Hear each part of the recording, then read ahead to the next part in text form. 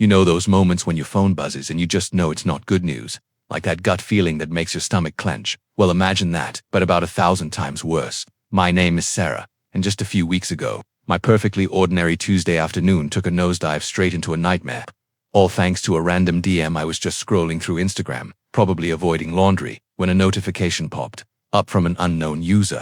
My first thought was probably just a spam bot or someone trying to sell me something. But then I opened it, and my world just fractured. What I saw next made my blood run cold. It wasn't spam, it was a series of screenshots. And those screenshots, they were of a dating profile, a very specific dating profile.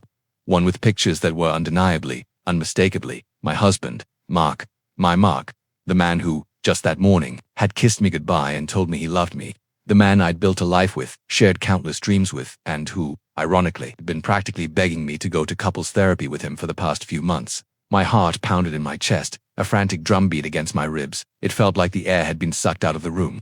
I remember staring at the screen, my breath catching in my throat, trying to process what my eyes were seeing. This had to be a mistake, right? Some kind of cruel joke. But then I saw it, the bio. Those few, damning words that twisted the knife deeper than any image ever could. It read, married but looking. Wife doesn't understand me. Wife doesn't understand me. The sheer hypocrisy exposed in that single sentence was staggering. Here we were, supposedly working on our marriage, trying to bridge gaps in communication, putting in the effort in therapy sessions that he initiated, and all the while, he was out there, on a dating app, broadcasting our private struggles to strangers. The betrayal hit me like a physical blow. It wasn't just the infidelity, though. That was a monumental punch to the gut. It was the audacity, the deception, the complete disregard for everything we were supposedly fighting for. Every conversation we'd had in therapy, every tear I'd shed, every moment of vulnerability I'd shared, suddenly felt like a sick charade. I kept rereading those words. Wife doesn't understand me, and a bitter laugh escaped me. Oh, I understood him all right. I understood that he was a liar. I understood that he was leading a double life. And I understood that the man I'd thought I knew was a complete stranger. The stranger who sent me those DMs, that anonymous intervention, had inadvertently blown up my entire world. Who was this person? Why did they send them? Were they trying to help me or just create chaos? I didn't know. All I knew was that this seemingly random act had ripped open a wound I didn't even know existed. The irony of the situation wasn't lost on me. Mark had been the one pushing for couples therapy, saying he felt disconnected, that he wanted to fix things.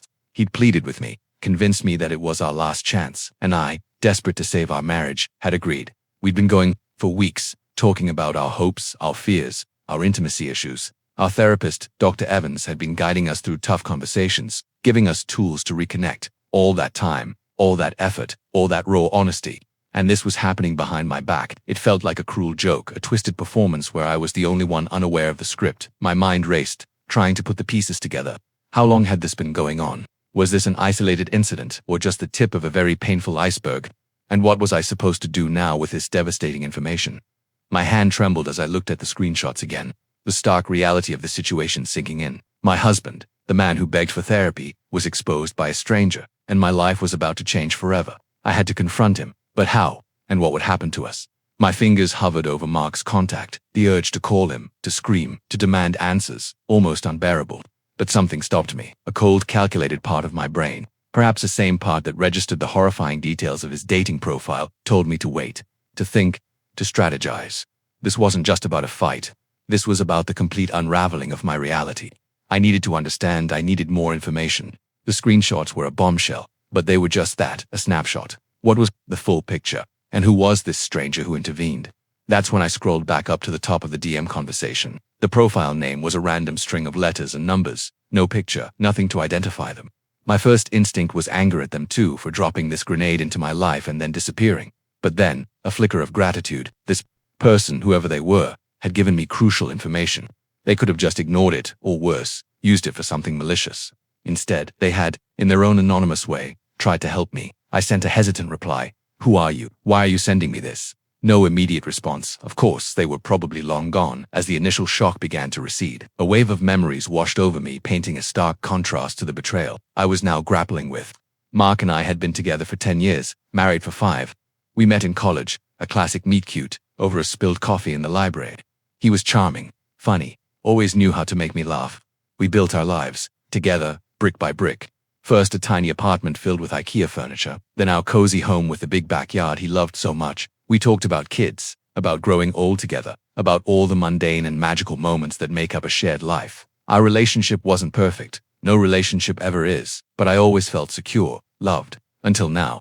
Over the last year or so, things had felt off, not drastically, not like a sudden explosion, but a slow, creeping chill. He was working longer hours, seemed more distracted, less present. Our conversations became shallower. We'd laugh less, touch less. I'd try to talk about it, hint at my feelings of disconnection. But he'd often brush it off with a quick, "I'm just stressed with work, honey," or "It's nothing really." It was during one of these increasingly strained conversations that he dropped a therapy bomb. He came home one evening, looking unusually serious, and said, "Sarah, I think we need to go to couples therapy. I feel like we're drifting apart, and I want to fix this." I was shocked, honestly, not because I didn't think we needed it, but because he was suggesting it. Mark was always the more stoic one, less inclined to talk about feelings or seek professional help. His sudden earnestness, his pleas to save our marriage, had moved me deeply. It felt like a turning point, a genuine effort to reconnect. He even researched therapists, found Dr. Evans, and booked the first appointment himself. This made the hypocrisy even more galling. He was actively seeking help to fix a problem he was simultaneously perpetuating and deepening behind my back. Every session, every moment of raw honesty, now felt like a performance he was putting on, not for us, but for some twisted validation. Or perhaps to throw me off the scent. The more I thought about it, the more questions piled up. Was this dating profile new? Had he been doing this for months, even years? Were there other women? The very idea made my stomach churn. I remembered him being glued to his phone more often, taking it with him everywhere, even to the bathroom. A habit I'd dismissed as just modern-day phone addiction. Now, it all clicked into place, a horrifying puzzle assembling itself before my eyes. The late nights, the vague excuses, the emotional distance. It wasn't stress. It was deceit, and "the wife doesn't understand me" line. It was a cruel twist of the knife, painting me as the villain in his narrative, a justification for his despicable actions. The phone in my hand vibrated. It was a message. Not from Mark. Not from the anonymous stranger. It was a reminder from Dr. Evans' office. "Your next couples therapy session is tomorrow at 4 p.m. A bitter, ironic laugh bubbled up, quickly turning into a sob. How was I going to walk into that room? How was I going to look him in the eye? The unresolved tension tightened its grip, leaving me suspended in a terrifying limbo, wondering what my next move would be. The notification for the therapy session stared back at me, a cruel reminder of the tangled web Mark had woven. My mind was a whirlwind of questions, but one rose above the others. How could he sit across from me, hold my hand, and talk about our future, all while actively seeking someone else? The image of his dating profile bio, "married but looking, wife doesn't understand me," burned in my mind. It was a calculated slight, a subtle but devastating blow to my worth and our shared history. I spent the rest of the day in a haze, mechanically, going through the motions. I tried to focus on work, but every email, every task, felt utterly meaningless. My gaze kept drifting to my phone, half expecting another DM from the stranger who intervened, or perhaps a text from Mark, oblivious to the storm brewing. The silence from both was deafening. I thought about confiding in my best friend, Jessica, but the words felt too heavy, too humiliating. How do you tell someone your husband of 5 years is not only on a dating app, but has also been manipulating you into therapy sessions while doing so? It felt like admitting to a massive failure, not just in my marriage, but in my judgment. That evening, Mark came home, whistling a cheerful tune from the kitchen. He seemed completely normal, asking about my day, making small talk about dinner. His normalcy was unnerving, almost sickening. I watched him, searching for any telltale signs, any crack in his facade. It was that a flicker of guilt in his eyes when he asked if I was excited for therapy tomorrow, or was it just my paranoia magnifying every gesture? The unresolved tension in the air was palpable to me, though he seemed utterly oblivious. He talked about how helpful Dr. Evans was, how he felt like we were making real progress. Each word was a fresh stab, and I had to bite my tongue to keep from screaming. A part of me, the irrational, hopeful part, wanted to believe there was a mistake.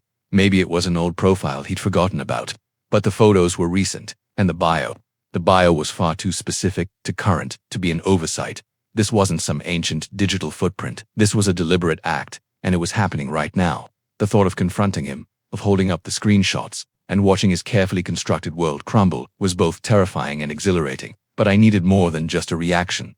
I needed answers. I needed to understand the depth of his deception, the extent of this hypocrisy exposed. I decided to play along, at least for a little while longer. The therapy session loomed large. Bizarre stage for the unfolding drama.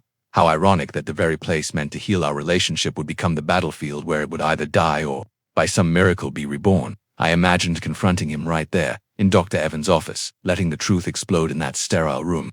The thought gave me a perverse sense of power. This wasn't just about his betrayal.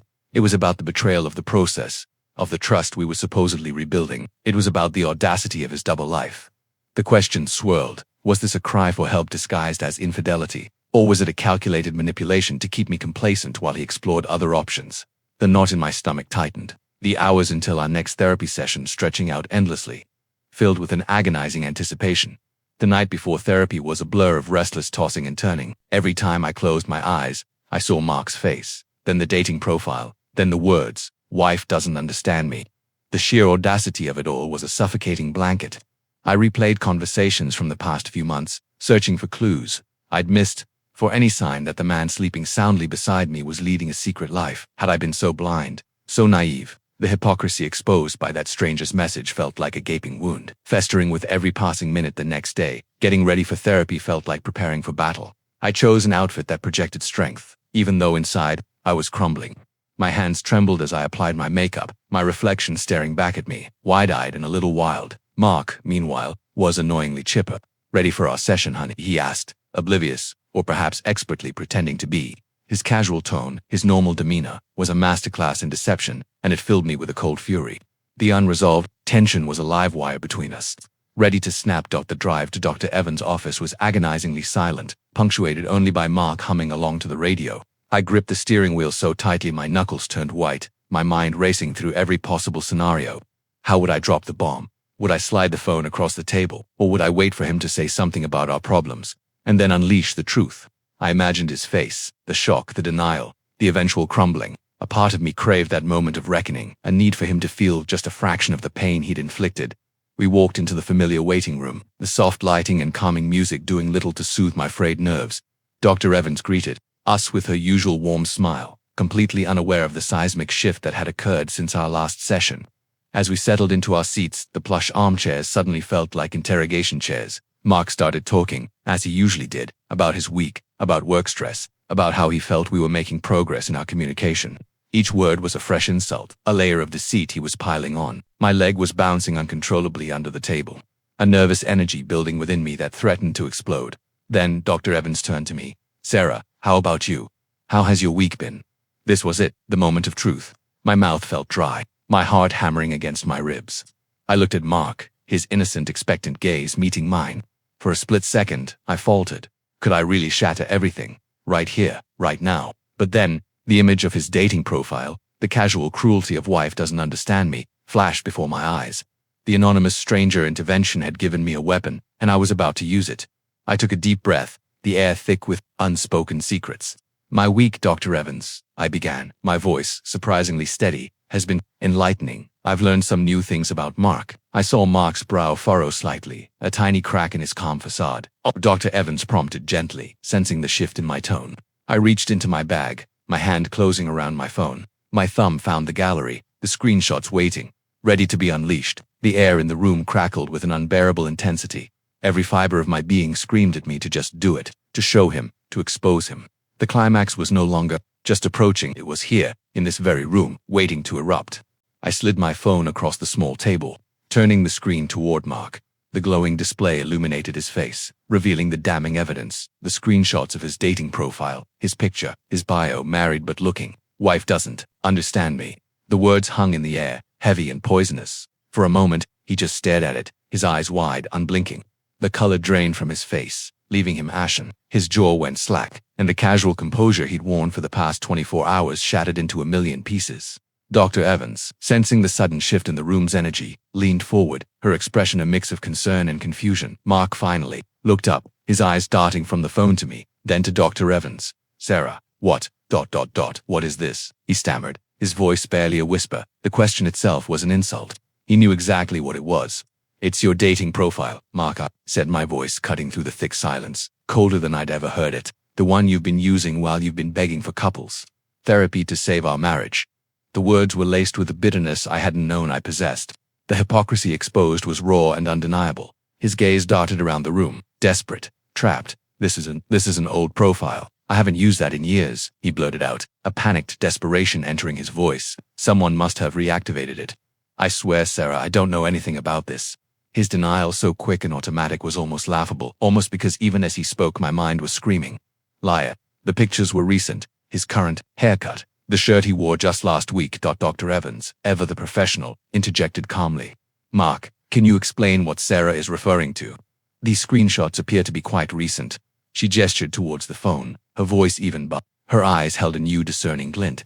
Mark swallowed hard, his Adam's apple bobbing. He ran a hand through his hair, a gesture I knew meant he was stalling, trying to find an escape route. I don't know, maybe it's someone trying to frame me. Sarah, you know how much I love you. You know how hard I've been trying with therapy. He turned to me, his eyes pleading, trying to pull me back into the narrative he'd meticulously constructed. Just as I was about to retort, to shred his flimsy excuses, my phone vibrated again, a new DM notification.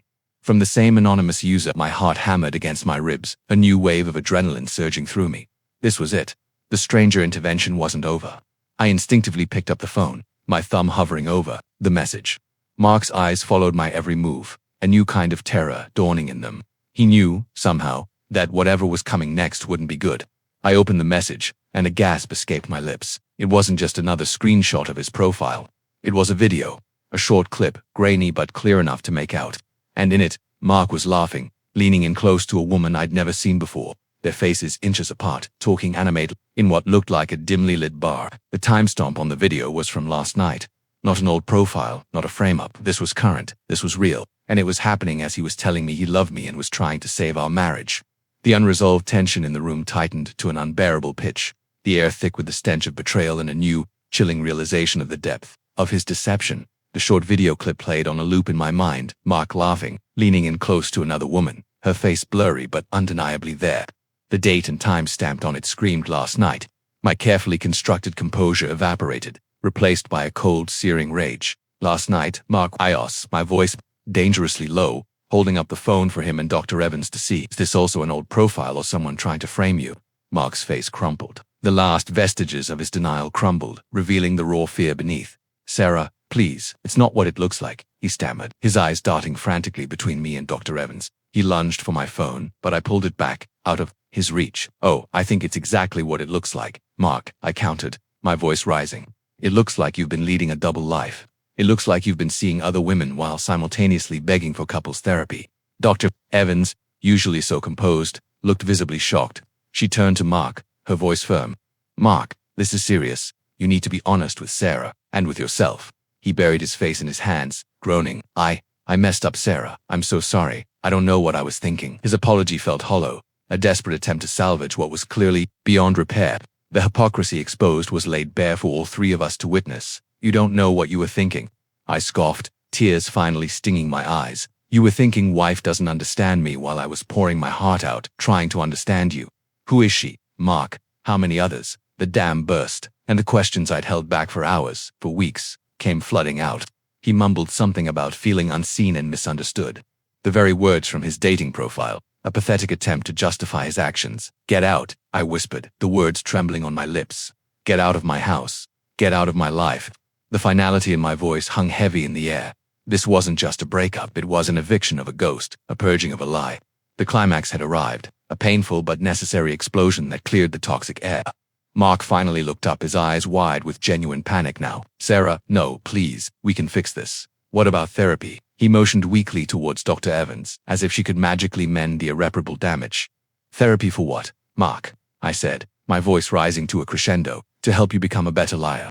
We're done, this is over. He slumped back in his chair, defeated, the weight of his actions finally crushing him. Dr. Evans, seeing the futility of the session, gently suggested we conclude, recommending individual therapy for both of us. The session ended not with a resolution, but with a clear, definitive end to our marriage. I walked out of that office feeling strangely lighter, a heavy burden lifted, even amidst the searing pain. The anonymous stranger intervention had given me the truth, harsh as it was, and the power to reclaim my life. I went home, packed a small bag for Mark, and left it by the door. He called, he texted, he begged, but the image of that video, the words of that profile, had etched themselves permanently into my mind. There was no going back. A week later, I was starting to pick up the pieces, focusing on myself, on healing. My phone buzzed. It was a message from the anonymous Instagram user. I almost ignored it, thinking it was just a follow-up, but something compelled me to open it. It was a single line of text. He did the same thing to me 3 years ago. I thought you should know. My blood ran cold again, but this time, it was different. Not shock, but a chilling sense of connection, a shared history of betrayal. And then, the final twist. underneath that message, there was another, and by the way, he also begged me to go to couples therapy. The revelation from the anonymous DM hit me with a chilling certainty. He did the same thing to me 3 years ago, and by the way, he also begged me to go to couples therapy. It wasn't just me, it wasn't just a one-time slip-up. This was a pattern, a meticulously crafted charade that Mark had clearly perfected. The stranger intervention had not only exposed Mark's current betrayal but also unveiled a darker history, one that spoke volumes about his character and his capacity for manipulation. That final message from the anonymous user provided a strange, sense of closure. It explained the meticulousness of his lies, the casual ease with which he'd played the victim, the confused and misunderstood husband. It wasn't about me not understanding him. It was about him needing a narrative to justify his actions, a script he'd used before. The realization, though painful, was also liberating. It wasn't my fault. I hadn't missed signs unique to our relationship. This was him. In the weeks that followed, the initial shock gave way to a deeper process of healing. The legal process of separation and divorce began, a stark and clinical end to what had once been a vibrant love story. Mark continued to try and contact me, sending apologetic texts, leaving voicemails filled with promises of change. But each word felt hollow, tainted by the knowledge of his past deceptions. The hypocrisy exposed in that therapy session had been the final nail in the coffin, and there was no rebuilding from that kind of fundamental breach of trust. I started individual therapy, something Dr. Evans had wisely recommended. It wasn't about fixing me, but about processing the trauma, understanding my own patterns, and rebuilding my sense of self. I talked through the confusion, the betrayal, and the profound sense of disorientation. My therapist helped me see that, while the truth hurt, it also set me free from a relationship built on sand. I learned to trust my instincts again, to recognize red flags I might have overlooked in the past. The anonymous user never messaged me again, and I never tried to find out who they were. They were my unexpected guardian angel, a silent hand in the dark that pulled me back from the edge of a deception. Their actions, though unconventional, were a powerful reminder that sometimes clarity comes from the most unexpected places. It reinforced the idea that sometimes you need an outside perspective, even from a complete stranger, to see the truth that's right in front of you. Life after Mark wasn't a sudden burst of sunshine. It was a gradual journey of rediscovery, reconnected with friends, picked up old hobbies, and slowly, cautiously, started to trust myself again. The experience taught me invaluable lessons about self-worth, boundaries, and the importance of genuine transparency in a relationship.